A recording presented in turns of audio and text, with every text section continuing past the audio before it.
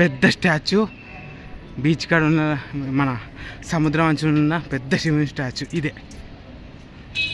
ఎంత మస్తు ఉంది శంకరుడు.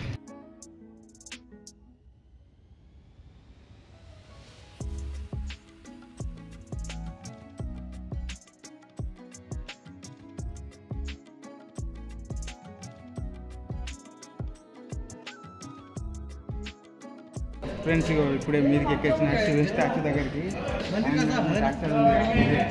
బుకాలెస్ అడల్ట్కి అయితే 20 రూపీలు ఛార్జ్ అది ఎంట్రీ, అండ్ చిల్డ్రన్స్కి అయితే 10 రూపీస్ అట. చిల్లు ఇదంతా మొత్తం కవర్ చేసేద్దాం. ఇదంతా ఇక్కడ చూడొచ్చు పెద్ద మహానంది, అండ్ దీని వెనక బీచ్, అండ్ ఇది గోపురం. ఫ్రెండ్స్ ఇక్కడ శ్రీ సుందర రామేశ్వర టెంపుల్ ఉంది ఇక్కడ. ఫ్రెండ్స్ మనం రుద్రేశ్వర టెంపుల్ వెళ్తాంగా, అక్కడ శివుని స్టాచ్యూ కింద భూకైలాస్ కేవ్ టెంపుల్ అని ఉంటుంది. అక్కడ భూకైలాస్ కేవ్ టెంపుల్ లోపల ఇట్లా చిన్న చిన్న విగ్రహాలతో అక్కడ స్టోరీ ఫామ్ అయి ఉంటుంది. అసలు స్టోరీ ఏంది ఈ ఆత్మలింగం కాదంటే మీకు సింపుల్గా ఎక్స్ప్లెయిన్ చేస్తాను. ఒకరోజు రావణాసుని తల్లి కోరిక కొడుతుంది, ఏంది మన ఆత్మలింగం కావాలని కోరిక కొడుతుంది.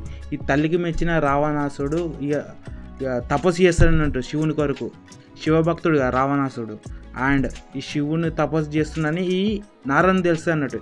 ఈ నారదుడు ఏం చేస్తాడంటే వైకుంఠం పోయి విష్ణునికి చెప్తాడు, పలానా రావణాసుడికి ఇట్లా ఆత్మలింగం కొరకు తపస్సు చేస్తుందంటే, ఈ తెలిసిన తపస్సు చేస్తే ఇక మళ్ళీ ఏంది ఇక భూమి అంతా ఆగమాగం అవుతుందని విష్ణుమూర్తికి తెలుసు, ఫ్యూచర్ ఇక కనిపించింది అన్నట్టు. ఇక దీని తర్వాత ఇది ఎట్లయినా చెడగొట్టాలని ఇక ఏదో ఒక మాయ చేస్తాడన్నట్టు. అండ్ ఈ రావణాసుడు ఏంటంటే ఈ తపస్సు మెచ్చిన తర్వాత శివుడు వస్తాడన్నట్టు. శివుడు వచ్చి ఆయన నీకు ఏం కోరిక కావాలంటే పార్వతీదేవి కావాలని కోరుకుంటాడన్నట్టు. మన రావణాసుడు అంటే ఆత్మలింగం కోరిక వచ్చిండు కానీ పార్వతీదేవి అంటాడు ఒకటేసారి. అది ఎందుకంటాడంటే మన విష్ణుమూర్తి చెప్పలేదా మాయ చేస్తాడని చెప్పలేదు, అది ఇక్కడ మాయ, ఇక్కడ రావణాసుడికి ఐడియా లేదన్నట్టు. అండ్ దాని తర్వాత అదే మాట మీదకి వెళ్ళి శివుడు పార్వతీదేవి రావణాసునికి ఇచ్చేస్తాడు. అది మన ఏంది మాయలో ఉన్న రావణాసుడు ఇదే తొవ్వల పోయిన తర్వాత రావణాసునికి ఏం తెలియదు. అదే తొవ్వల మనకి నారదుడు వచ్చి రావణ నువ్వు తీసుకుపోయేది పార్వతీదేవి కాదు మహాకాళి అవతారాన్ని అని చెప్తాడు. ఆ మాటలు విన్న తర్వాత రావణాసుడు ఇక పార్వతీదేవిని ఇచ్చిపెట్టి అసలైన పార్వతి ఎక్కడ ఉందంటే పాతాళ లోకంలో ఉందని మనకి నారదుడు చెప్తాడు. ఈ మాటలు విన్న రావణాసురుడు పార్వతీదేవి కొరకు పాతాళంకి పోతాడు. అక్కడ పార్వతీదేవి ఉండదు, అక్కడ మండోదరి ఉంటే మండోదరిని తీసుకుపోయి పెళ్లి చేసుకుంటాడు. ఏది మన వాళ్ళ అమ్మ దగ్గర తీసుకుపోయి అక్కడ పెళ్లి చేసుకొని చూపెడతాడు. తర్వాత తెలుస్తుంది మన రావణాసుడు శివుని చేతిలో మోసపోయినని. తర్వాత మళ్ళీ ఘోర తపస్సు చేస్తాడు అన్నట్టు రావణాసుడు. ఇక తపస్సు మెచ్చిన తర్వాత శివుడు మళ్ళీ వస్తాడు, మళ్ళీ కోరికిస్తాడు, నువ్వు ఈసారి ఒక కండిషన్ పెడతా నీకు అని చెప్పి శివుడు రావణాసుని చెప్తాడు అన్నట్టు. చెప్పిన తర్వాత రావణాసుడు సరే అని అంగీకరించిన తర్వాత ఈ ఆత్మలింగాన్ని రావణాసుని చేతులు ఇస్తాడు. ఏమని చెప్పిండంటే ఒక కండిషను, ఈ ఆత్మలింగాన్ని నువ్వు లంకకు వెళ్ళేదాకా నువ్వు ఎక్కడ కింద పెట్టకూడదని ఒక కండిషన్ పెడితే ఆ మాట మీదకి వెళ్ళి రావణాసుడు తీసుకుపోతాడు లింగాన్ని. ఈ మాటలు విన్న నారదముని ఈ ముచ్చట మొత్తం వినాయకుని చెప్తాడు అన్నట్టు.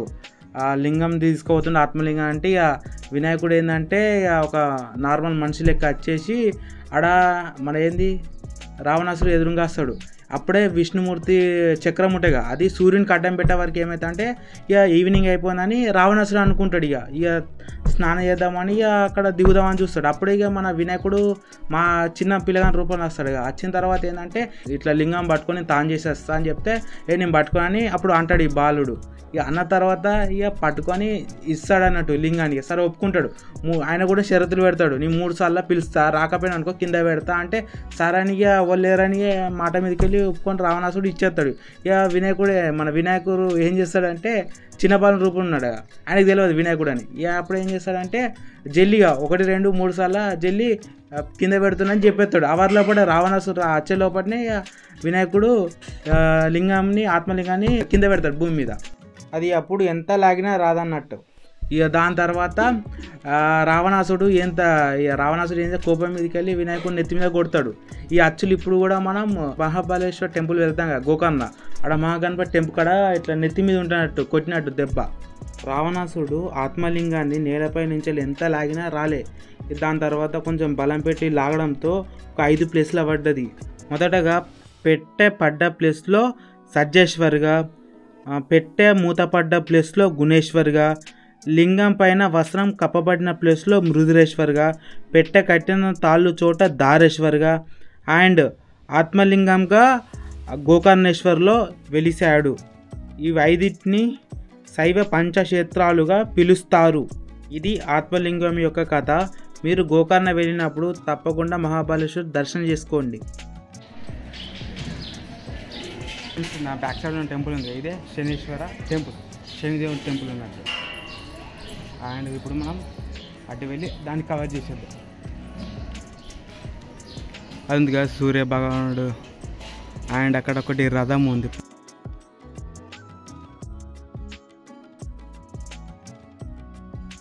ఫ్రెండ్స్ ఇది కనిపిస్తుంది కదా మనకి, ఇది కృష్ణార్జున యుద్ధానికి, ఇది వెహికల్ పేరు గుర్తులేదు, ఇది కృష్ణార్జున యుద్ధానికి అప్పుడేదో ఉంటాయి కదా, మన కల్కి సినిమాలు కూడా చూసినాం. దీనికి రథానికి ఒక పేరు ఉంటుంది. మీకు ఇట్లా తెలిసినట్టయితే కింద కామెంట్ చేయండి, నాకు టైం గుర్తుకొస్తలేదు. వీడియో మొత్తం ఈ భూ కైలాస్ అండ్ ఇది. అండ్ వీడియోకి ఇట్లా నచ్చినట్టయితే లైక్ చేయండి, షేర్ అండి, subscribe to Manikanta vlog. Stay tune and thank you for watching this video. మనకి మళ్ళీ మన తెలుగు వాళ్ళు మళ్ళీ ఒకసారి సబ్స్క్రైబ్ చేసిండు. థ్యాంక్ యూ సో మచ్ అన్న. అండ్ ఇలాగే సపోర్ట్ చేయండి అన్న. కూడా అనుకోకుండా మన ప్రతి దేవస్థానం కొత్త ఒక్కొక్క తెలుగులో మనకు కలుస్తుందో అది మస్తు హ్యాపీనెస్ అనిపిస్తుంది. అండ్ మీరు కూడా మంచి దర్శనం చేసుకోండి. మీరు కూడా చాలా డీటెయిల్స్ చెప్పి కలిసిన 5 minutesలోనే. చాలా థ్యాంక్ యూ.